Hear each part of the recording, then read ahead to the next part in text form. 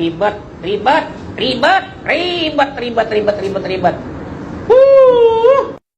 Sidang Bapak Jokowi ditunda sampai tanggal 9 Juli 2026 dengan alasan beliau badannya kurang fit dan akan hadir di persidangan selanjutnya. Bapak jangan bikin rakyat bingung dong.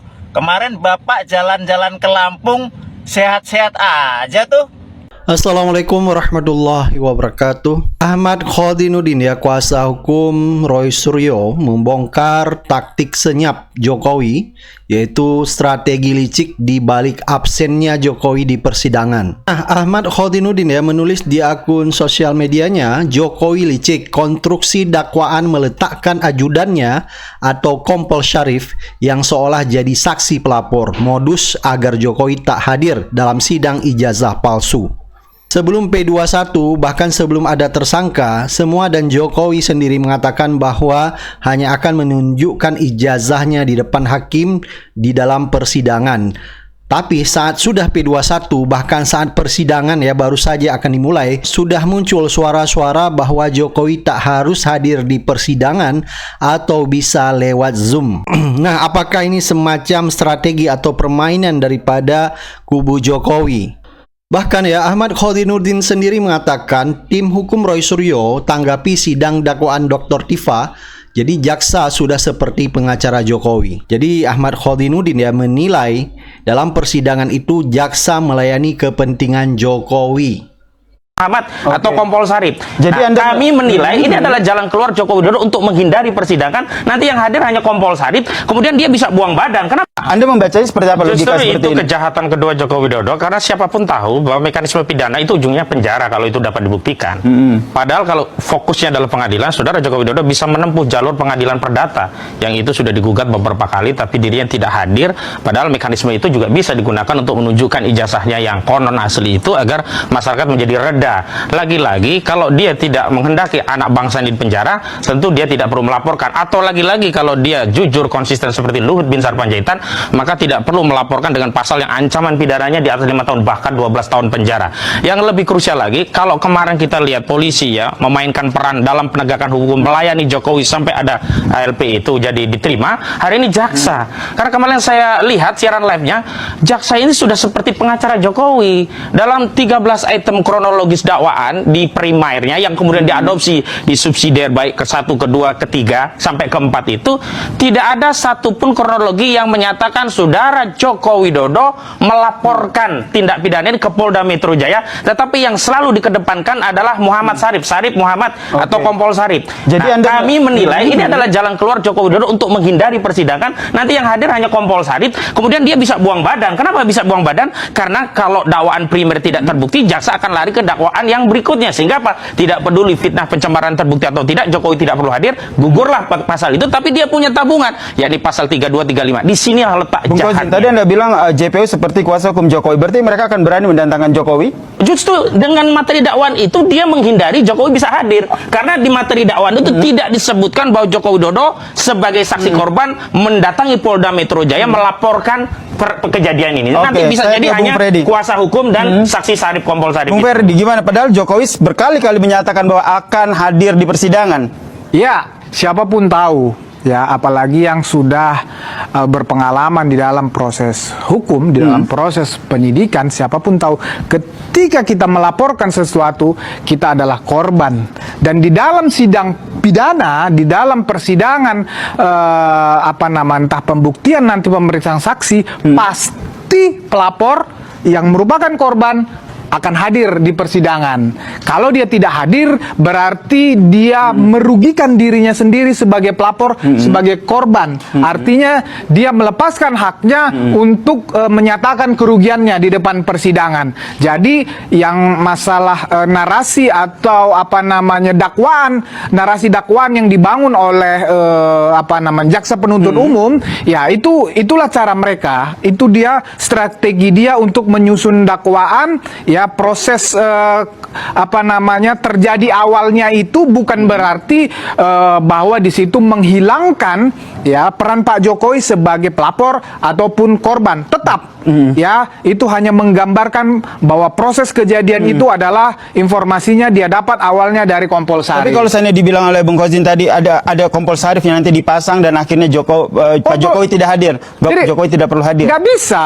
Jadi Anda tetap yakin betul bahwa Jokowi Dodo akan hadir di persidangan? Kompol Sarif itu sama perannya seperti saya nanti di persidangan, hanya sebagai saksi. Oke. Saya juga agak terkejut, termasuk materi saya ada di dakwaan itu, ya ketika di satu acara televisi, ada di situ. Jadi pasti korban. Pak Jokowi selaku korban dan pelapor pasti hadir, bukan Kompol Sarif hadir sebagai saksi. Beda ini, kapasitasnya beda itu. Jadi tetap ya Jokowi akan hadir pasti di persidangan. Hadir, pasti Bung Kozin, Jokowi tetap hadir di persidangan. Jadi logika Anda tadi yang menyatakan bahwa jika cukup Kompol Sarif saja yang hadir seperti apa? Jokowi bisa hadir, tetapi dengan dakwaan yang alternatif dia bisa tidak hadir dan orang bisa juga kena hukuman karena ada delik umumnya. Nah ini yang saya sebut strategi jahat dan licik. Kenapa? Sejak awal kami katakan kalau memang fitnah dihinakan sehina-hinanya, direndahkan serendahnya, fokus saja 310, 311 KUP kalau dulu. Sekarang menjadi 433, 434. Hari ini justru muncul juga 3235. Jokowi bisa saja dia tidak datang dan memang lepas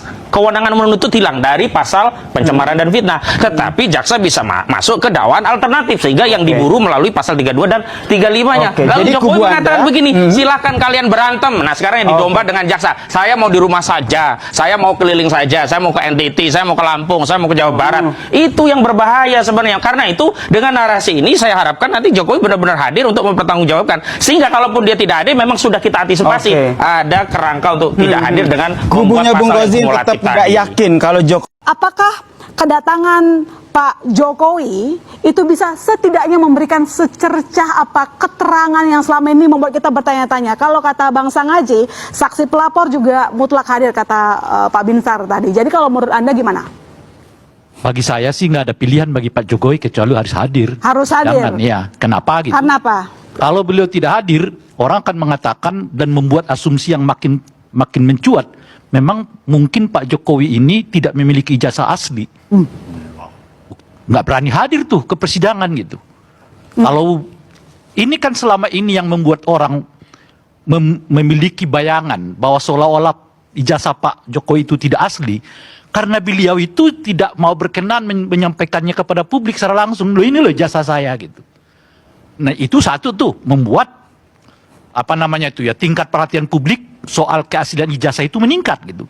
Kalau kemudian di pengadilan juga nggak hadir, makin meningkat lagi.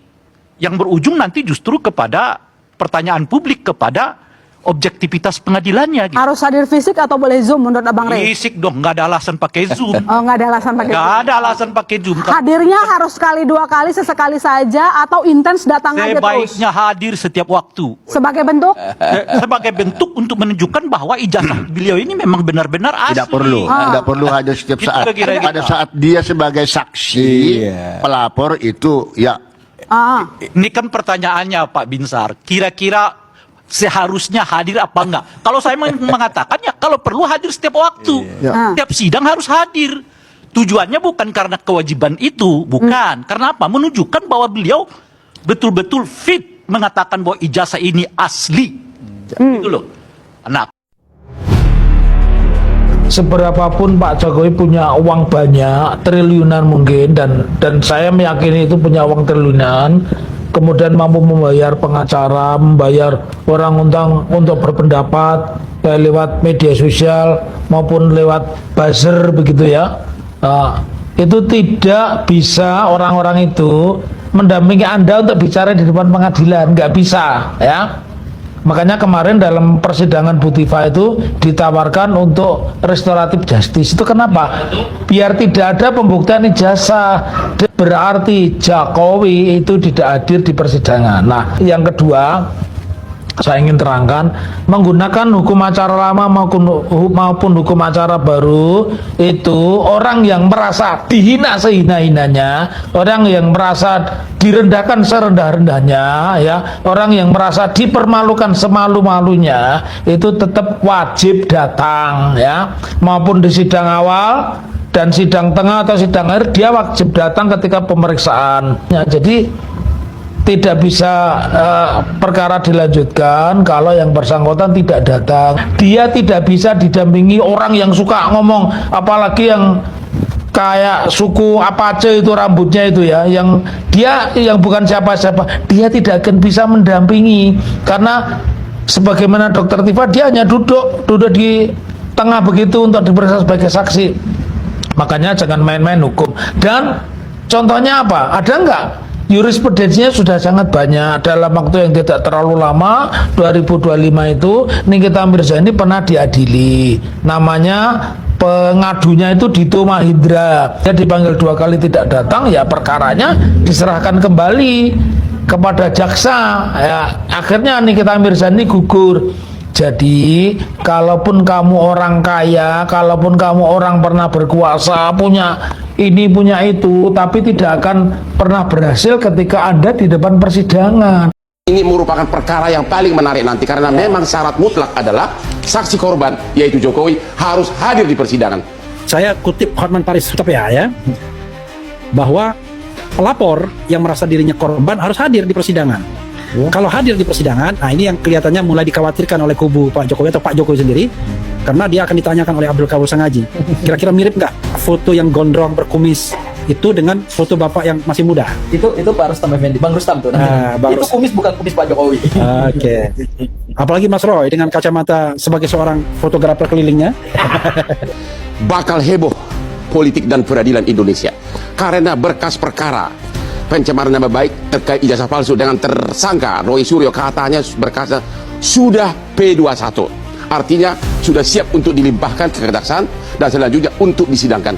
Bayangkan, karena ini adalah kasus pencemaran nama baik atau arsa kebencian, sebagian adalah delik aduan, maka pelapornya yaitu Jokowi harus duduk sebagai saksi korban.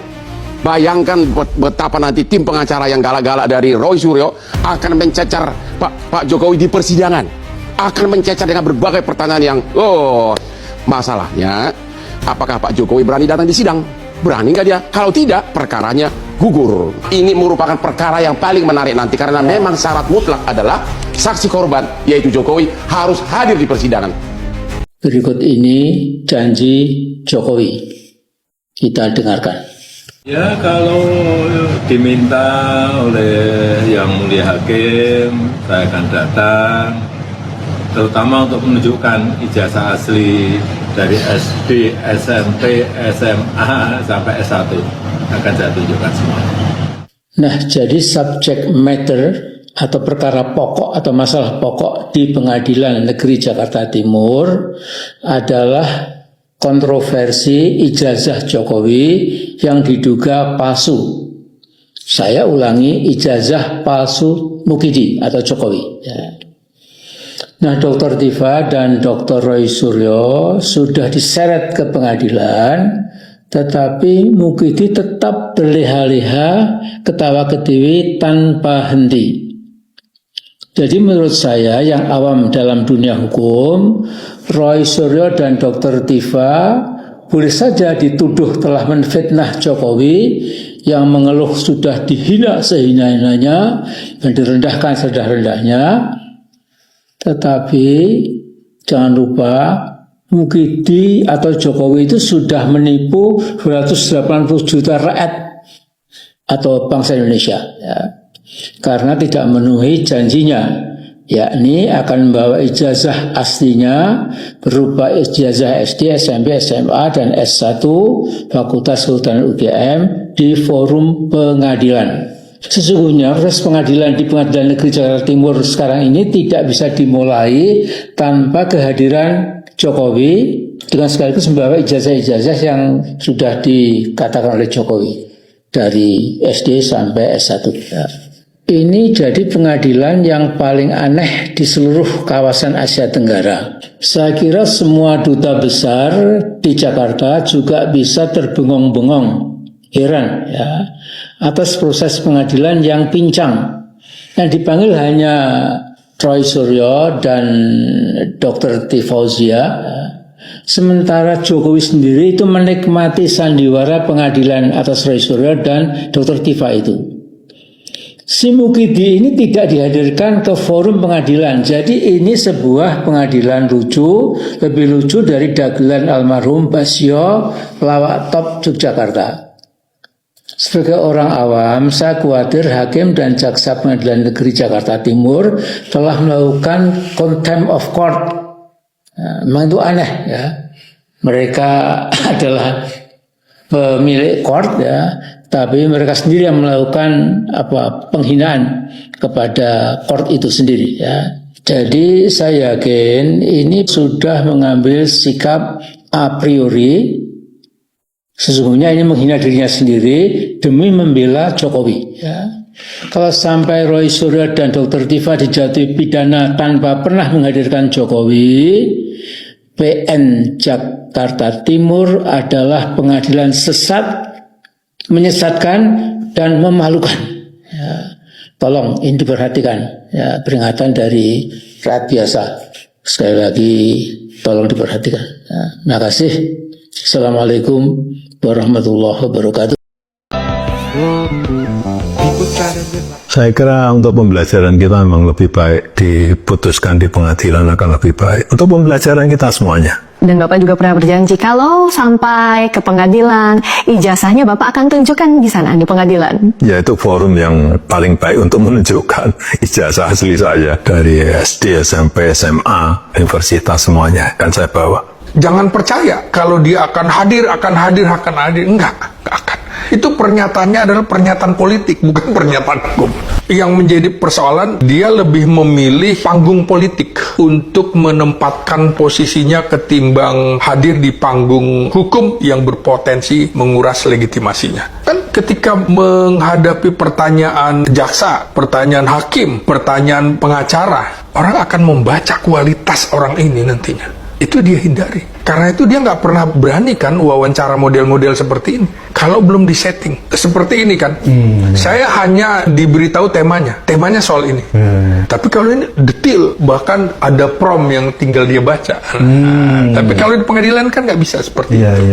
Jadi betul-betul dia menghindari proses hukum. Ada arti konspiratif di sini. Dia sedang memperhatikan kalkulasi komunikasi politik. Karena itu Jokowi akan memaksimalkan panggung politik yang cenderung menguntungkan dia dan juga meminimalkan eksposur dari sisi hukum. Karena ini arena yang tidak terkendali. Lihatlah di TV-TV. Bagaimana kemudian dalam tanda petik pendukung-pendukungnya tidak masuk ke dalam substansi tapi menyerang personal orang. Makanya betul-betul dia hindari.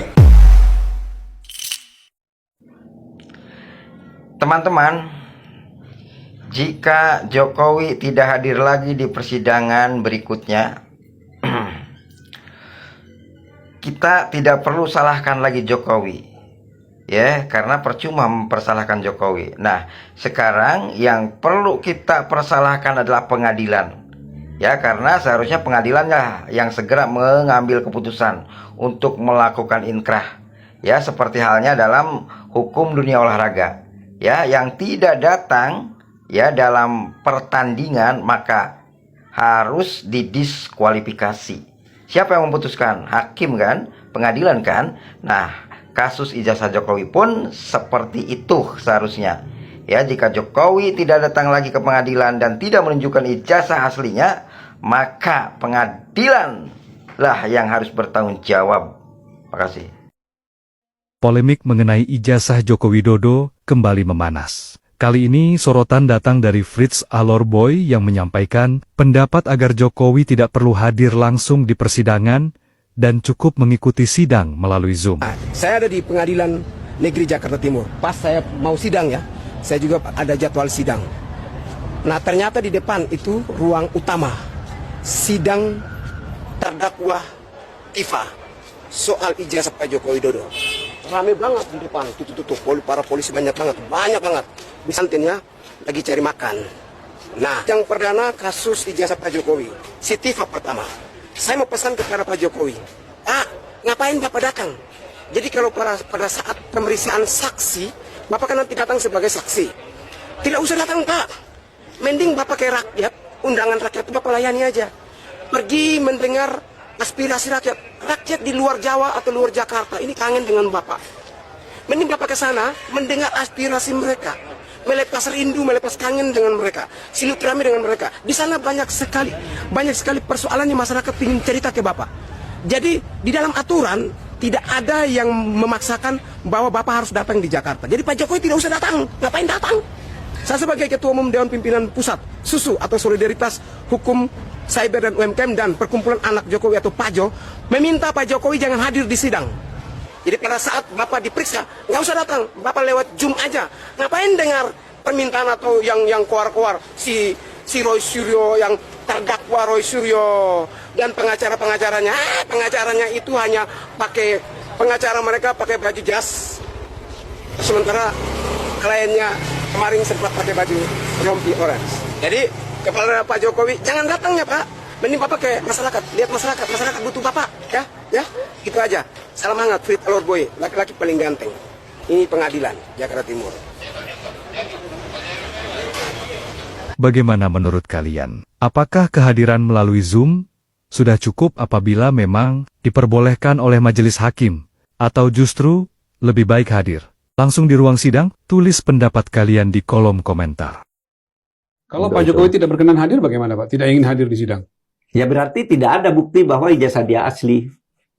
Pasti itu ya? Ya Pasti kalau itu. dia tidak mau Iya. hadir, membawa Iya. sendiri, karena aslinya kan pasti hanya dia yang punya.